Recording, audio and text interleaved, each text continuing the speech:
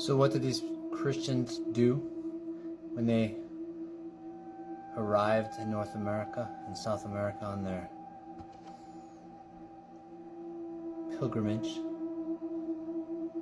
In the name of their Lord and Savior Jesus, they killed Native Americans.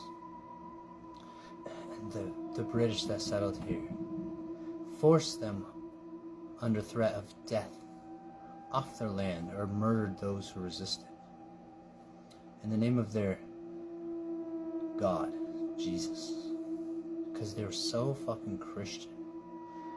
And I've poured through the Bible, and I don't see Jesus ever talking about that being the way, the truth, and the life. But yet, these pretenders under the Vatican's redacted holy shit book, and the Inquisitors, the Inquisitions. I myself was born in Massachusetts.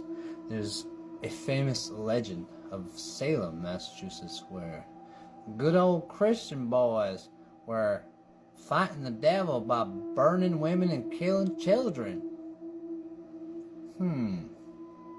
That's very Christian-like of you. Using a scapegoat for your evil atrocities by burning women alive. And you are a Christian?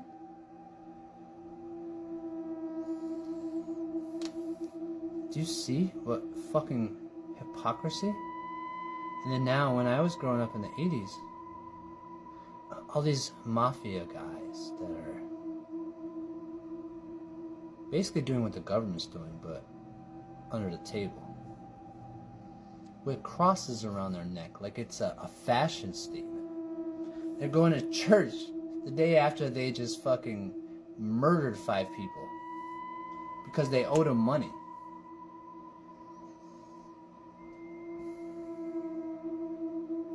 This is who we believe when we use Lucifer as a scapegoat and think it's the same as evil and Satan. Now let's talk about Satan. Satan was the adversary. This is an archetype. But these stupid fucks wanted people to believe it was a physical being that they could blame their disgusting, fucking narcissistic, sociopathic atrocities on. Oh, it's not my fault. I was possessed by the devil. The devil made me do it. Oh, look at all this evil shit. It's Satan's fault. Yes, it is Satan's fault. The only problem is, the only physical representation of the archetype of Satan is you. The one doing the disgusting, genocidal atrocity. These people want you to blame evil on something that does not exist and deny the evil within yourself as they feed off it and control you. Hoard $30 billion from your donations while you are struggling to keep the lights on, while you are working 60 hours a week maybe just to keep your family fed. And they are taking holy shits on golden toilets, but they don't want you to know about love. They want you to actually think, according to them and their white-bearded sky daddy redactions and copyright and editing, that an unconditionally loving, merciful creator God who is omniscient and knows everything requires a blood sacrifice to forgive you for sins you never even committed. And the only way that this God could forgive the world for its own existence, even though if this God was omniscient, the world's behavior is a computer code of behavior written into the consciousness of each individual. Imagine yourself being William Shakespeare and writing a story, right? And then now that you've written this fucking story, you reach into the book, because you're God, William Shakespeare, and pull out the characters that you wrote that did bad things, and then you torture them or refuse to forgive them, some of them only because of what their ancestors did. They have original sin and are going to go to hell unless they bow down to the church and give money for the rest of their life. They want you to believe that that's what love is. Look away from Lucifer, the light, the goddess of love, Venus. Why do they not want you to look? Why do they not want you to know about the test, polarity? Lucifer is like a belt test in martial arts, or like a final exam in college. As I was explaining before the last video cut me off,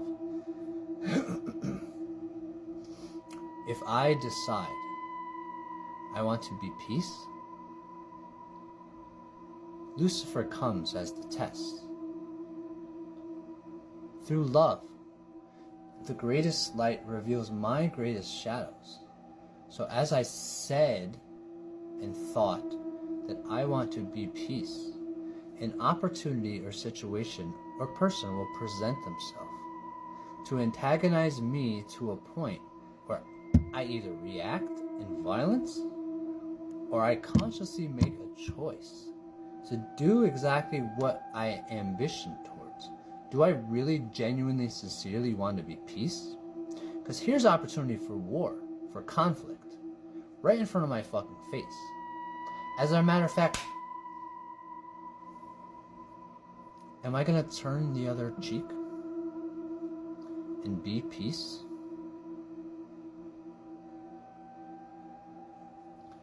Because though that hurt my body, it doesn't hurt me.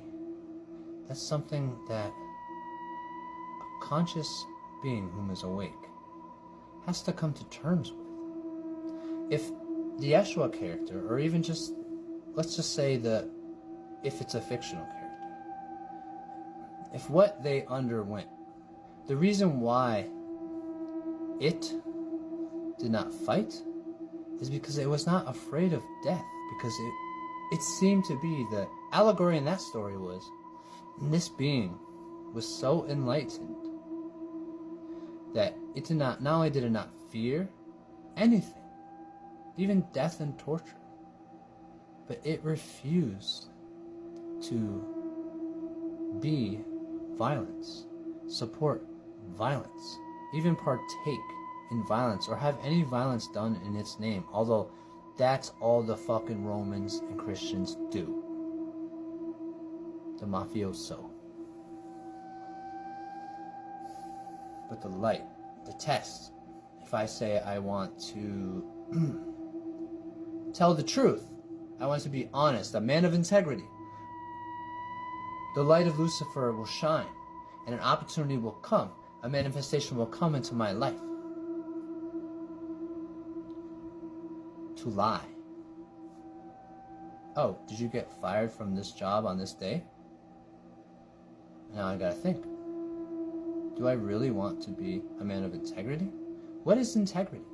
Is it to tell the truth knowing that this judgmental fuck, no matter how good of a worker I am and how many millions and billions of dollars he's gonna make on me, he will not give me a job because of some fucking judgmental bullshit? That's all Lucifer is, and that's also why they don't want you to know what it is. They don't want you taking the test yourself and seeing your own light. They want you to listen to them and their holy